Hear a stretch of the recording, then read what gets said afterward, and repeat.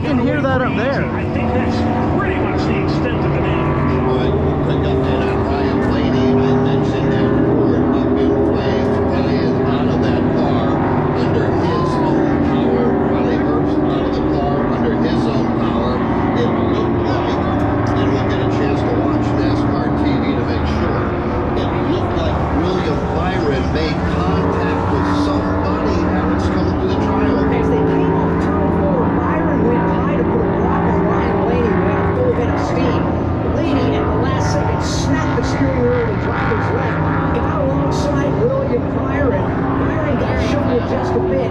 When they got to the trial, that's when things got a little bit light in the back end of the race car. But effectively, it was hard traffic when Byron came up to put a block on Blaney, and Blaney pulled out of line at the last second to really fix up the gear. And you mentioned it had a great call on DJ McLeod, who, well, was he involved? Is the car damaged? Let's find out if Boone's got the answer.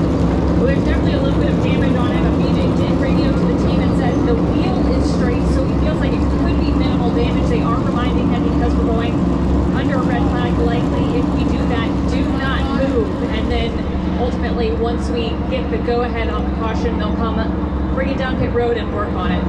The red flag has been displayed as there is a throng of safety trucks down there at the incident site, and Ryan Blaney did get out of the race car under his own power. All right, so a big crash as the red flag has come out here at Daytona. Ryan Blaney, one of the drivers that took the hardest impact to the outside wall as a result of this. Riley Herbst was involved, among others. Let's take a look at what happens here on NASCAR TV. Watch the white 24 of William Byron, who is going to be fourth in line on the bottom of the racetrack coming out of turn 4. He moves up. Ryan Blaney initially goes up to follow him, and then Blaney comes back down to the bottom. So now Byron is in the outside lane, and it looks like he gets tagged by Kyle Busch. And then a hard hit into the outside wall for Blaney, and it's on from there. Herbst gets turned into the outside wall. There goes BJ McLeod spinning. Bubba Wallace spins, among others, Joe Cost. Ryan Blaney on fire now. BJ McLeod slid through that. The only contact he made in that black number 78 was ever so slight along the 12 of the spinning of Ryan Blaney. We saw that right front tire was down on his race car, so he should be able to get that tire replaced and continue on. Here's what it looked like from Chase Briscoe. He was right behind Ryan Blaney when this all took part. And as we ride on board with Briscoe, you see the melee ensue behind him. Briscoe spins. You see Blaney's car on fire after that impact into the wall.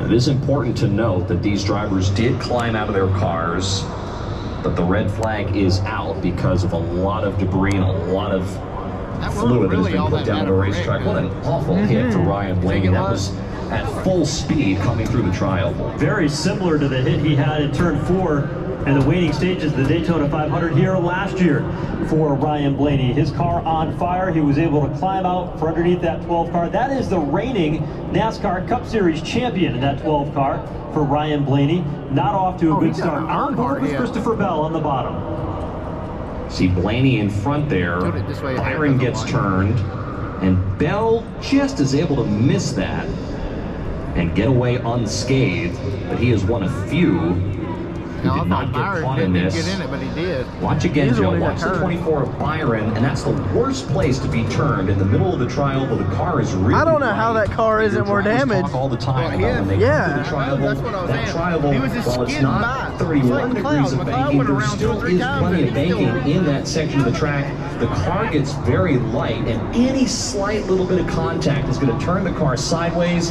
and at that point, it's really, there's nowhere else to go if you're one of these drivers that's in the middle of the pack. And the heartbreaking part for all these teams, they have put a lot of blood, sweat, and tears to prepare these race cars. The best in the shop to race in the Daytona 500, and many teams will have to go to a backup car and get prepared for the Great American Race. So a challenge for all these teams that put their heart and soul into these race cars, among them Kyle Busch in that 8 machine. 18 times Kyle Busch has tried to win the Daytona 500.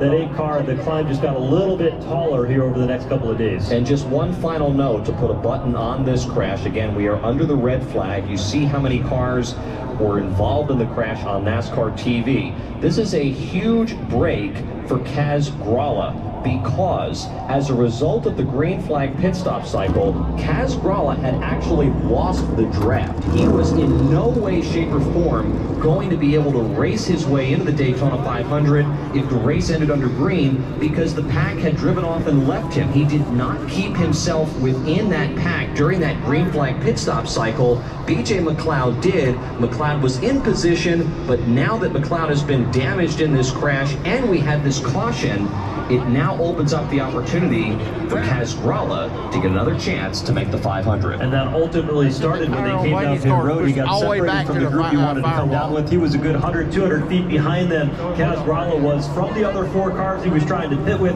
He was never able to recover that and was a good half a straightaway, if not more, behind the lead draft. And if it had gone green the rest of the way, the final 13 laps, Kaz Grala would definitely be out of the Daytona 500. However, anything can happen.